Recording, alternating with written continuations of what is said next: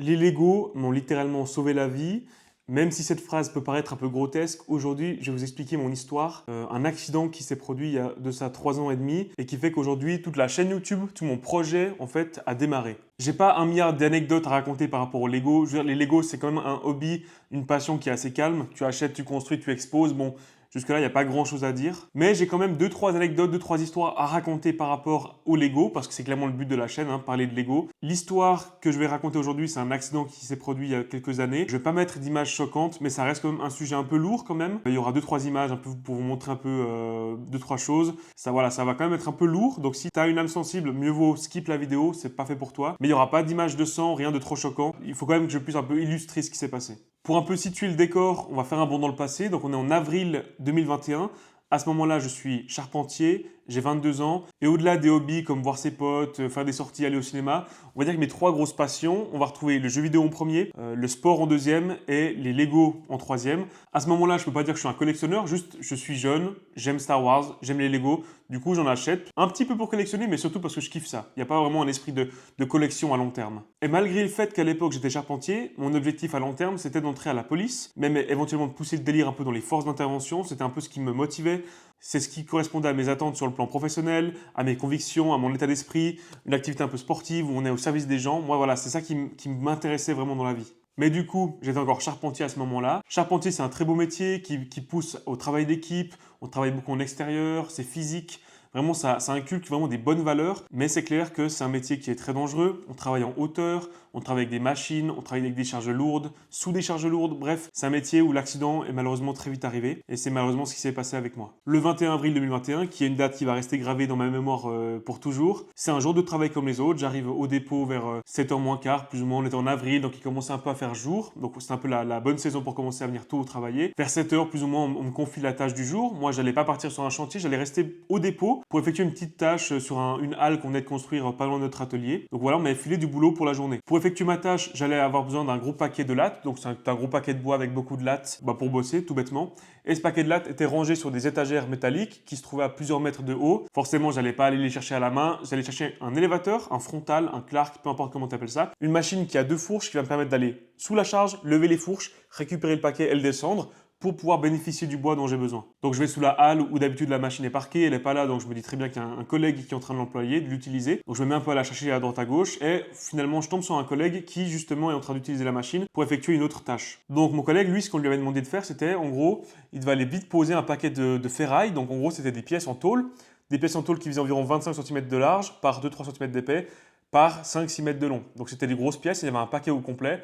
La charge complète faisait plusieurs tonnes. Je pense qu'une de ces plaques faisait quand même 500-600 kg. C'était très très lourd. Et le problème justement, c'est que pour lever cette charge, mon collègue il avait de la peine puisqu'en fait, comme je vous ai dit, un élévateur, le point en guillemets pour lever, se trouve qu'à une partie et la charge fait 6 mètres de long. Donc je vous laisse un peu imaginer ce qui se passe. Si tu soulèves la charge au milieu, ce qui se passe, c'est que sur les côtés, ça va, en fait, ça affaisser. Comme il n'y a pas de soutien, rien qui lève à cet endroit-là, si tu lèves au milieu, sur les côtés, ça tombe. Et pour résumer le problème, mon collègue devait poser une charge qui faisait comme ça, sur des étagères qui sont droites. Et donc, comme ça tombe sur les côtés, il n'arrivait pas à aller poser la charge où il devait. Donc c'est là que moi j'interviens pour lui donner un coup de main. Donc moi, ce que je fais pour l'aider, c'est que je prends une échelle, je vais la mettre des côtés où justement où la charge elle tombe, pour aller à l'épaule, lever la charge pour qu'elle soit à la bonne hauteur, pour qu'il puisse déposer le paquet sur la bonne hauteur de l'étagère. Alors je l'ai dit, la charge faisait plusieurs centaines de kilos, mais étant donné que je devais seulement la lever au bout, sur environ 30 cm, c'était largement faisable. J'ai posé mon échelle, j'ai pris appui sur l'échelle avec mes pieds, j'ai posé la charge sur l'épaule et j'ai forcé, j'ai levé pour que la charge monte à la bonne hauteur. Du coup, j'ai fait ça à droite, tout se passe bien, je descends mon échelle, je prends l'échelle, je vais à gauche pour, en guillemets, faire la même opération. Donc je remonte en haut de l'échelle, j'appuie mes pieds sur l'échelle, je lève la charge à l'épaule, tout se passe bien. À ce moment-là, la charge, elle est à la bonne hauteur des deux côtés. À ce moment-là, mon collègue, en guillemets, il peut avancer avec son élévateur pour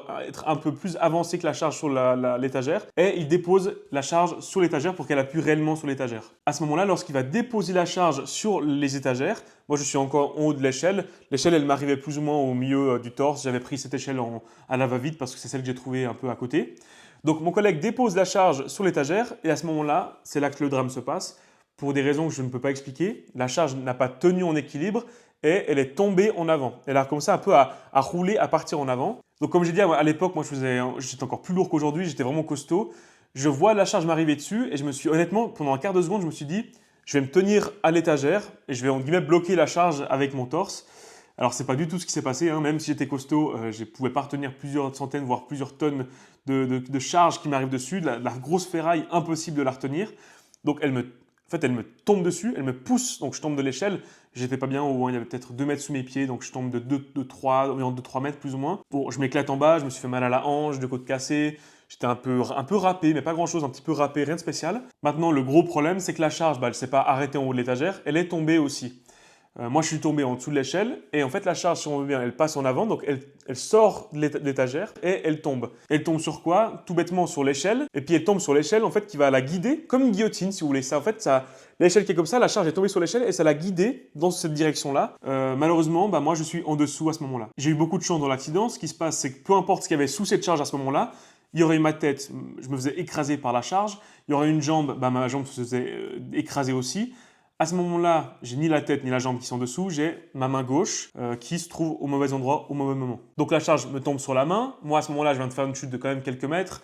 Je suis un peu sonné. Puis je pense que comme il y a eu l'accident qui vient de se produire, voilà, je suis un petit peu dans un état un peu second. Tout ce qui s'est passé, ça a duré 3-4 secondes. Mon collègue qui est dans la machine descend de la machine, s'approche vers moi, voir ce qui se passe. Et moi, donc, je le regarde dans les yeux. Malheureusement, lui, je vois qu'il ne me regarde pas dans les yeux. Il regarde plutôt sur la gauche. Moi, je suis un peu affalé comme ça par terre. Je vois qu'il regarde plutôt à gauche. Donc, forcément, j'essaie de suivre son regard. Je regarde et c'est là que je vois ce qui s'est passé. La grosse charge en métal m'est tombée sur la main et m'a arraché 3 doigts. Donc, j'avais malheureusement 3 doigts à ce moment-là qui n'étaient plus sur ma main, qui était un petit peu à côté. Donc, je vous promets que ça fait bizarre. À ce moment-là, on se croit dans un film parce que tu n'as pas de douleur.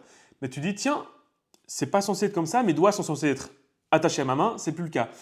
Donc, j'avais ces 3 doigts qui étaient malheureusement plus sur ma main et le quatrième qui tenait avec un filament de peau qui est un petit peu, alors voilà, c'est là que c'est un peu gore, mais il tenait un peu à l'envers. Il était un peu, voilà, il était un peu suspendu au reste de la main. Donc, à ce moment-là, je me lève, je prends un chiffon dans ma poche, je ramasse mes doigts. J'essaie d'un peu pas de les remettre en place, mais de tout un peu regrouper là pour éviter aussi que ça saigne trop. Donc essayer de stopper un peu l'hémorragie. Donc je bloque un peu tout ça avec un chiffon. Mon collègue, il était tout blanc, il était tout pâle. Lui en fait, comme il n'avait pas vécu l'accident, il n'avait pas d'adrénaline, rien. Donc il me voit avec des doigts en moins. Il était choqué, il était tout blanc. Je pense qu'il n'était pas loin de tomber dans les pommes. Donc c'était assez rude. Là aussi, c'est un autre élément de chance. J'aurais très bien pu tomber moi-même dans les pommes à ce moment-là. Je pense que dans ce genre de situation, on ne peut pas prévoir à l'avance comment est-ce qu'on va réagir. C'est propre à chacun. Moi, j'ai eu la chance de bien réagir, d'avoir le bon réflexe, mais on ne choisit pas. J'aurais pu paniquer, j'aurais pu tomber dans les pommes, peu importe. Là, premier réflexe, j'ai envie de sauver mes doigts. Donc, je ramasse un chiffon, je récupère le tout et je cours chercher de l'aide. Donc là, j'entame un bon petit sprint. Je me souviens avoir crié 2 fois, d'avoir poussé 2 énormes cris. J'ai la voix qui peut porter, donc là, j'ai vraiment poussé 2 cris énormes dans la zone industrielle. Donc, ça a un peu réveillé un peu les collègues. J'ai un premier collègue qui vient vers moi. Moi, je suis en train de courir. Il me dit, qu'est-ce qui se passe, Sébastien, machin. Donc, il m'arrête. Je lui montre, je dis putain, j'ai eu un grave accident, je lui montre ce qui se passe. Donc j'enlève le chiffon, je lui montre, il me dit mais remets le chiffon. Enfin, je lui ai montré comme s'il allait me les remettre en place, forcément, c'est pas un magicien. Donc là, il est aussi devenu un peu tout blanc. Il m'a dit va ailleurs, va chercher de l'aide ailleurs. Moi, à ce moment-là, en fait, je courais dans le dépôt, la partie plus bureau, où il y a le patron, les techniciens, les architectes, enfin bref. Je vais vers eux pour leur chercher de l'aide, puis aussi il y a la cafette, il y a les pansements, enfin c'est là-bas que je me dirigeais. Donc j'arrive là-bas, je croise un premier collègue, je lui dis, je lui explique, voilà, il y a un truc très grave qui s'est produit. Lui, forcément, il peut pas s'attendre à ça. Donc il me dit, ouais, tranquille, comme toi. Je dis, non, c'est la merde, c'est la grosse merde. Donc il vient vers moi, je lui montre, là il comprend que c'est la grosse merde en effet. Donc il me fait m'asseoir plus loin dans la cafette, il commence, enfin je sais pas si c'est lui ou un autre, mais ils appellent les ambulances, ils préviennent tout le monde, à ce moment-là tout le monde vient vers moi, essaie de m'aider, me proposer des trucs, savoir comment est-ce qu'il peut me soulager. À ce moment-là je tiens bon parce que j'ai encore aussi l'effet de l'adrénaline qui me tient en éveil, qui fait aussi un peu passer la douleur. Donc moi je m'asseye à la cafette, mes collègues autour, j'ai un collègue en fait qui était magasinier, machiniste, enfin qui avait beaucoup de fonctions dans la boîte, qui aussi à côté est sapeur-pompier, je ne sais pas s'il l'est encore aujourd'hui, mais qui est sapeur-pompier et du coup qui connaît un peu les bons réflexes, etc. Et ce collègue-là a pu justement un peu apporter les premiers bons réflexes dans ce genre de situation. Donc là, on est quelques minutes après l'accident, je commence un peu à me calmer, à souffler, et du coup, l'adrénaline passe et je commence à avoir des douleurs un peu catastrophiques à la main. J'ai jamais eu autant mal toute ma vie, pourtant je vous jure que je tiens bien la douleur en temps normal. Mais là, c'était vraiment beaucoup trop dur. Donc, j'avais le pansement, etc. Enfin, un pansement, j'avais un drap, un truc qui empêchait que ça saigne. J'étais un peu comme ça et je me sentais tomber dans les pommes parce que, ouais, comme si ton corps, en fait, il veut que tu t'arrêtes, que tu te reposes, que tu te mettes en veille. Donc là, je commençais un peu à lutter avec moi-même pour pas tomber dans les pommes. C'était très dur, j'avais très mal. Je demande à mes collègues, ouais, je veux un truc sucré, du coca, un truc, parce que j'ai plus d'énergie, quoi, comme si les batteries étaient faibles. Puis là, justement, ce collègue sapeur-pompier me dit, écoute, je peux rien te donner, faut que tu restes à jeun, le ventre vide, parce que dans quelques heures, tu vas être opéré, donc forcément, il faut que tu sois à jeun. Plus ou moins 10-15 minutes après l'appel aux ambulanciers, ils sont arrivés, ils sont venus me chercher, ils m'ont piqué, ils m'ont mis, je pense, tout ce qui est morphine et compagnie pour que je sois dans un état un peu second, pour éviter que je souffre. Ils m'emmènent dans la ville de Lausanne en Suisse, au CHUV pour ceux qui connaissent. Donc j'arrive plus ou moins, je pense, vers 8h30 peut-être, plus ou moins. À ce moment-là, ils me préparent pour l'opération, ils me déshabillent, ils me mettent la tunique, l'espèce de drap autour de moi pour que je puisse aller me faire opérer. Pendant qu'ils me préparent moi, ils me préparent aussi la salle d'opération, le bloc, pour pouvoir m'accueillir dans quelques dizaines de minutes. Je vous raconte ça avec beaucoup de recul aussi, forcément ça s'est déjà passé, j'ai eu le temps de l'encaisser. Mais là, par rapport à l'accident, survient le moment le plus difficile, un des moments les plus difficiles. C'est tout bêtement le moment où donc je suis conscient, je suis un petit peu shooté, mais je suis très conscient de ce qui se passe. C'est là que l'infirmière vient et m'explique réellement la situation. Ce qu'il faut comprendre, c'est que mes doigts n'ont pas été coupés par une lame de scie, peu importe, de tronçonneuse. Ça a vraiment été arraché par écrasement. La charge qui était tombée était tellement lourde que ça a arraché mes doigts. Ce qui fait que j'avais pas des jolis doigts, j'avais vraiment du steak haché, de la chair comme ça, avec des morceaux d'eau un peu au milieu qui étaient aussi écrasés, donc fracturés. Ça ressemblait à pas grand-chose, honnêtement. Et c'est là que l'infirmière vient me dire, voilà, écoutez monsieur, on va essayer de vous sauver les doigts. Malheureusement, faut partir du principe que vous allez vous réveiller sans les doigts. On espère pouvoir sauver celui-là, qui était le moins abîmé. Mais elle me dit, écoutez, on va faire ce qu'on peut, mais il faut vous attendre à vous réveiller sans les doigts. Donc là, je suis conscient.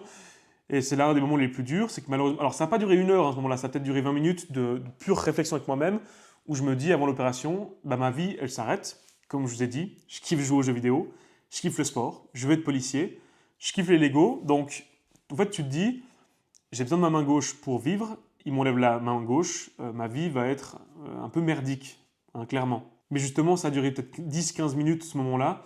Ils m'ont préparé pour l'opération. Donc l'opération a duré plus ou moins 15-16 heures, je me souviens plus trop. Ça a commencé vers 9h30 jusqu'à environ 1h du matin. Moi, je me suis réveillé vers 3h du mat, une fois que les anesthésies n'avaient plus d'effet. C'était une anesthésie du coup générale. Donc je me suis réveillé, j'étais dans ma chambre d'hôpital avec un gros drap blanc autour de la main. Premier réflexe, d'enlever le drap blanc, parce que j'avais pas d'infirmière qui était en train de me regarder dormir. Je veux dire, j'étais dans ma chambre tranquille. Et je vois qu'à ce moment-là, ils ont réussi à mettre tous les doigts, ils ont réussi à tous les remettre en place. Alors, ça ressemblait pas à grand-chose, c'est clair, mais j'avais quand même un peu ce côté, ça rassurait, sans savoir si mon corps allait encaisser, si mon corps n'allait pas rejeter les réimplantations. D'ailleurs, à ce moment-là, je ne savais même pas que le corps pouvait rejeter une réimplantation, je n'avais aucune idée. Mais bref, ça je savais pas. Mais rien que de voir tous les doigts, on dit mes doigts remis en place, ça m'a énormément rassuré. D'ailleurs, un autre moment de chance par rapport à mon accident, le jour où j'ai été opéré dans la ville de Lausanne, tous les plus grands chirurgiens de la main, de Suisse, et même peut-être européens, j'en sais rien, en tout cas tous ceux de la Suisse, se trouvaient dans cette ville-là, ce jour-là, pour des séminaires, des conférences et autres. Donc j'ai clairement eu tous les meilleurs chirurgiens de la main qui sont passés sur mon cas, qui m'ont aidé à me reconstruire la main. J'ai eu un total de 8 chirurgiens, donc 2 chirurgiens, ils étaient par binôme, par doigt, 8 différents. Après, il faut encore compter toutes les infirmières, tous les anesthésistes. J'ai aucune idée de tous les corps de métier qu'il peut y avoir. Mais ce jour-là, je ne pouvais pas avoir une meilleure équipe pour qu'ils m'opèrent la main. Donc c'est aussi ça qui a fait que aujourd'hui, j'ai tous mes doigts. Voilà. Ce qu'il faut bien comprendre que les chirurgiens, eux, ils ont dû recoudre les vaisseaux sanguins, ils ont dû recoudre les ligaments, ils ont dû mettre des broches pour les os, essayer de remettre un peu les os en état, etc. D'ailleurs, forcément, si vous voyez, j'ai les phalanges intermédiaires, où elles sont censées être pliées en 3, qui ne se plient plus. Comme je vous ai dit, les os étaient tellement abîmés. D'ailleurs, en cicatrisant tout, ça fait un peu un bloc. Donc malheureusement, les phalanges intermédiaires ne se plient plus. Ça, c'est un détail. Tous mes doigts sont là, c'est déjà une grande chose. Mais voilà, disons que ma main n'a pas récupéré toutes ses fonctions. Ça, j'en parlerai un peu plus après. D'ailleurs aussi, l'hygiène de vie, ça a énormément aidé. Aussi, mon mental un peu d'acier. J'ai vraiment un très bon mental tout au long de ma rééducation. Toujours vouloir faire le mieux, faire ce que je pouvais pour aider ma main. Il y a des gens, en fait, qui n'acceptent pas leur situation, elles n'y peuvent rien. Elles n'y peuvent rien, ces personnes-là. Elles ne choisissent pas, de comment réagir. Moi, j'ai vraiment bien réagi. Voilà, j'ai pas vraiment choisi, mais j'ai très bien réagi tout au long de ma rééducation. Comme je ne fume pas, je ne bois pas, même depuis que je suis jeune, j'ai jamais fumé, je ne bois pas. Vraiment, j'ai une bonne hygiène de vie, ce qui a aussi aidé énormément à la cicatrisation. Je vous montre mes mains comme ça, vous voyez rien, on voit pas. Après, c'est clair que si vraiment on se focus, on voit que j'ai 2-3 doigts un peu de traviole sur la main gauche. Forcément, je veux dire, ils ne pouvaient pas me donner la même main que j'avais avant. Mais même mes collègues ou quoi, tant que je ne leur parle pas de ça, les personnes que je rencontre, elles ne peuvent pas deviner que j'ai eu une amputation de 4 doigts. Donc ça, vraiment, j'ai eu beaucoup de chance. J'ai fait ce qu'il fallait aussi de mon côté pour essayer d'améliorer un maximum ma situation. Donc là, l'accident, c'était en avril. Au mois de juillet, j'ai eu une infection. Elle s'est réglée, on a pu soigner. Ça pouvait être très grave, mais heureusement, tout a été pris en charge assez vite. Fin d'année 2021, donc en novembre, j'entame 3 mois de rééducation au centre à Sion, une autre ville en Suisse, le centre de la SUVA. Donc c'est un centre vraiment de, voilà, pour en guillemets se relancer un peu dans la vie, dans le sens parce que suite à des graves accidents comme ça, on perd un peu la notion du sport, du sommeil, de la motivation, on est clairement le moral au plus bas. Donc j'ai fait 3 mois là-bas, ça m'a énormément aidé, un centre vraiment super cool. Il y a beaucoup de rendez-vous médicaux, beaucoup de sport, tu vois d'autres personnes qui ont subi aussi des graves accidents.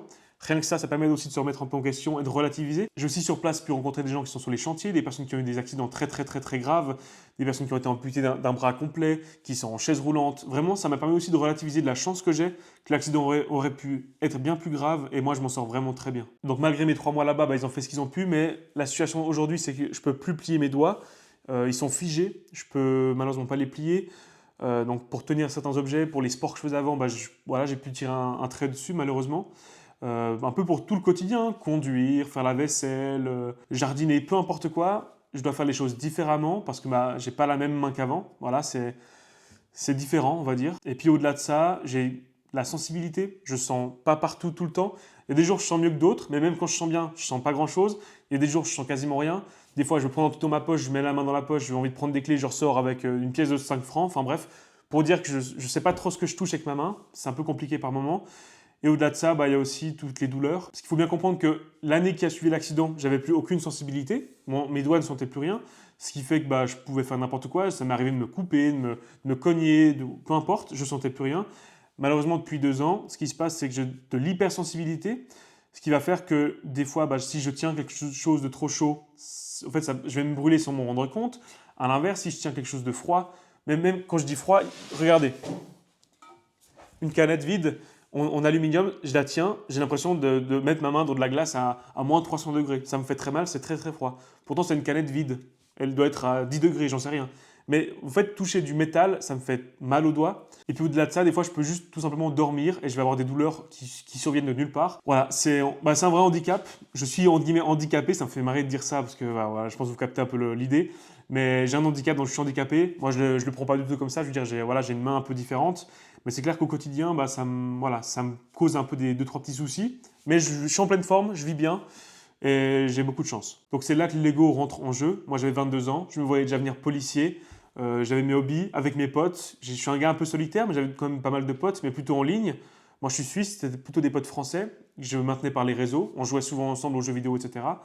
Je faisais aussi du sport, etc. Enfin bref, j'ai dû changer de plan de carrière. Je ne pouvais plus être policier. J'ai fait 2-3 tests. Malgré que je suis à droitier et que l'accident soit survenu à la main gauche, il y a un degré d'handicap qui est tolérable. Mon degré d'handicap est trop élevé. Du coup, je peux malheureusement pas faire ce que je voulais. Au niveau du sport, j'ai pu arrêter. Du fait que j'ai des douleurs, moins de flexion, moins de possibilités, j'ai dû arrêter ce que je faisais. Et le jeu vidéo, j'ai essayé de reprendre, mais c'est une galère. Comme je sens pas tellement, j'ai pas de sensibilité, j'ai oublié. Ce qui fait que malheureusement, à ce moment-là, du coup, au-delà du fait que j'ai dû réapprendre à vivre avec cette main, tout ce qui m'animait, tous mes projets, mes envies, mes passions sont tombés à l'eau. Il me restait plus que le Lego, voilà. C'était la seule chose qui me faisait encore beaucoup de plaisir dans la vie. Et voilà, donc c'est, entre guillemets, à ce moment-là, le Lego qui m'a servi un peu de refuge, tout bêtement. Du coup, c'est vraiment le Lego, voilà, le fait de construire, d'en acheter, de m'entraîner à construire, qui m'a vraiment maintenu à flot, on va dire. Honnêtement, je pense que c'est un peu ça qui m'a évité de sombrer, voilà. Du coup, c'était la seule passion qui me restait, donc je me suis, investi un peu plus dedans. J'ai commencé à en acheter un peu plus, à construire un peu plus, d'acheter des vracs, à construire des trucs moi-même. Voilà, je me suis mis encore un peu plus dans le jeu que juste en acheter quelques-uns. Ce qui me permettait aussi de faire un peu de ma propre ergothérapie. L'ergothérapie, c'est vraiment le fait de faire des exercices. Je peux avoir un physio qui va faire un peu plus ce qui est musculaire. L'ergothérapeute va vraiment s'attaquer à la main. Donc moi, j'ai fait des séances, etc. Quand on a vu que ça ne me servait plus à grand-chose, sur le plan de retrouver de la flexion, à ce moment-là, j'ai arrêté d'en faire. J'ai commencé du coup à faire des Lego avec ma main gauche, voilà, de prendre les pièces, essayer gentiment. Maintenant, j'arrive pas trop mal, mais avant, je pouvais encore beaucoup moins bien bouger. Donc voilà, prendre les pièces avec ma main gauche, essayer de les mettre ensemble, les fixer, etc. Maintenant, j'arrive bien, plus ou moins bien. À l'époque, c'était un calvaire. J'arrivais pas à tenir une pièce. J'arrivais pas à la tourner, en fait je la sentais pas. On peut pas se rendre compte à quel point c'est compliqué tant qu'on n'a pas vécu un truc comme ça. Mais en fait, t'as une main et tu sens rien. Tu essaies de prendre, tout se passe dans la tête avec la vue, parce qu'en fait comme tu sens rien, voilà. Maintenant ça va mieux et du coup j'arrive entre guillemets à construire, à faire des choses avec ma main gauche. J'arrive même plutôt bien, je veux dire. Pas aussi bien qu'avec la main droite, mais j'arrive, voilà, c'est plus tellement un problème. Donc maintenant j'arrive bien. Du coup, voilà, mon projet maintenant, c'est plus trop ce que je faisais avant, c'est vraiment les Lego, créer ce projet-là. Donc c'est clair que c'est pour ça qu'il y a beaucoup de choses qui vont se passer sur la chaîne, etc. Parce que je m'investis à 600%. Jamais j'aurais été aujourd'hui sur cette chaîne YouTube à vous expliquer ce qui s'est passé. Jamais non plus j'aurais eu l'idée de vouloir faire une sorte d'expo, etc. C'est clairement l'accident qui fait qu'aujourd'hui je suis là à vous parler.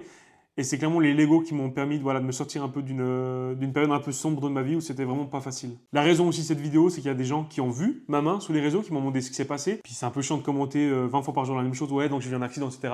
J'en fais une vidéo YouTube. Ça, si les gens me demandent, je peux vous dire, allez voir la vidéo. Il y a aussi des gens qui me demandent pourquoi est-ce que je fais pas de live, de time-lapse où je construis, etc. C'est que des fois, quand je construis les Lego, j'ai envie de prendre mon temps. C'est-à-dire que je ne vais pas faire avec les deux mains, je vais seulement faire avec ma main gauche. Je vais aller gentiment, prendre les pièces une par une, m'exercer, gérer ma douleur. Et ça me permet un peu de faire comme une séance yoga, voilà, de prendre mon temps, de rester zen, de travailler ma main, mes douleurs, me focaliser. C'est pour ça que souvent, lorsque je construis un Lego, je ne vais pas me filmer, parce que faire une vidéo de 6 heures sur un truc qui peut être construit en une demi-heure, ça n'a pas tellement de sens. Donc voilà, comme ça, vous comprenez aussi un peu pourquoi il n'y aura pas sûrement de live construction ou de time-lapse ou de trucs comme ça.